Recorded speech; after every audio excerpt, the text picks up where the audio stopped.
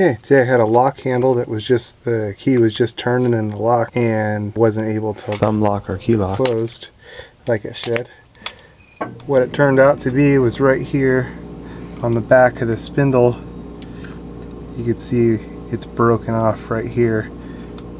That's the piece that goes down inside here. You push the lever underneath here to remove it. The lever's right here. You can use a key or you can use a spindle removal tool. Here's the cylinder removal tool, and just insert this underneath here and push the lever down that's right there, and then pull the spindle out with a pair of pliers. But anyway, here's the end of the spindle, and here's what it should look like. See, it's got the little notches there on it. You can see this one was just broke off halfway, so fairly easy repair of just replacing the spindle. Nice and easy.